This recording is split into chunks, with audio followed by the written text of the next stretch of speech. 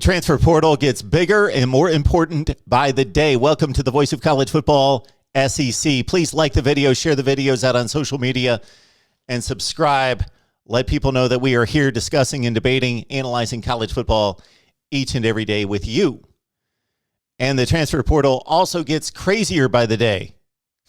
Consider that Max Johnson finished out his season by throwing the game-winning touchdown pass and leading the game-winning drive for the LSU Tigers against Texas A&M in their rivalry game in Death Valley, the last game of the season. And just a couple weeks later, Max Johnson announces that he's transferring. Then there were some rumors out there and some confirmed reports to a certain extent that Max Johnson had decided to stay at LSU. And then, poof, where's he go? Texas A&M.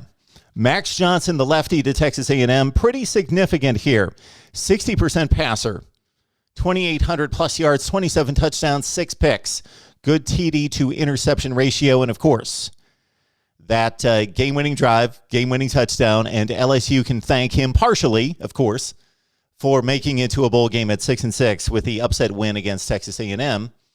And Max Johnson, basically, if you go game by game, and we know what the SEC Western Division schedule looks like in terms of quality opponents, it's unlike any other in college football. Max Johnson did not have a bad game, did not even have a marginal game. Yeah, he had some games that weren't perfect, weren't scintillating, but considering all the issues at LSU and possibly a lack of development based on what was going on there, Max Johnson turned in a solid, really strong season.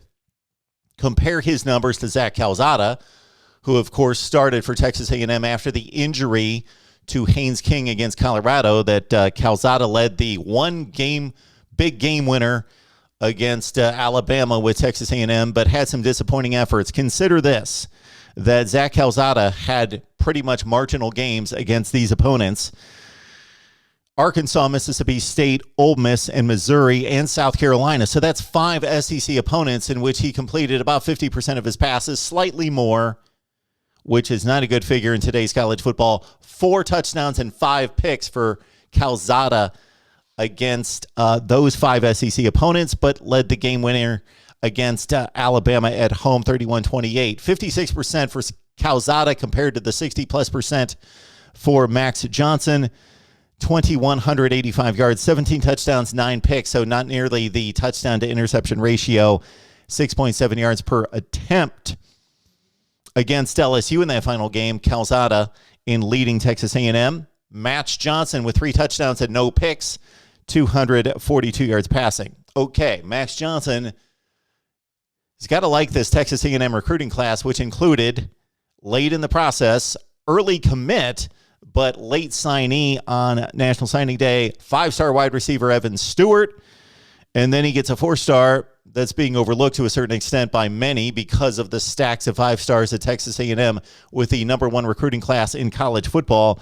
Chris Marshall, 7th-rated wide receiver in the country, according to 247 Sports. And how about the number 1 tight end in the country, Jake Johnson? Will they contribute in 2022? I would expect to a certain degree, but can they be relied on? Well, Texas A&M came into 2020 or the 21 season with what was being considered one of the best wide receiver rooms in college football, and these guys generally disappointed. Now, Jalen Weidemeyer moves on to the NFL. Most likely it has yet to be announced, but Weidemeyer expected to opt out early to the NFL draft.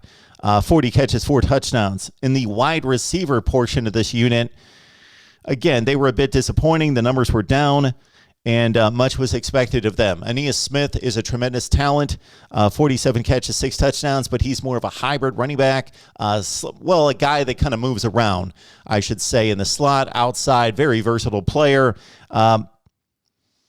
Jalen Preston, Damon Demas, and Caleb Chapman only combined for 45 catches. So more production needed out of the wide receiver position, but that's a dependent position on the quarterback. How good is the quarterback to get the ball to the wide receivers? But drops and not necessarily spectacular play, and taking advantage of opportunities at the wide receiver position for Texas A&M. Max Johnson, LSU to Texas A&M. He will, of course, see the LSU Tigers in Kyle Field that final weekend of the season. Your thoughts about the transition from Calzada to Johnson. Haynes King, of course, will figure in, and there should be a competition for the job. So it's not necessarily Max Johnson's, although he has a large experience advantage. Your thoughts down in the comment section below.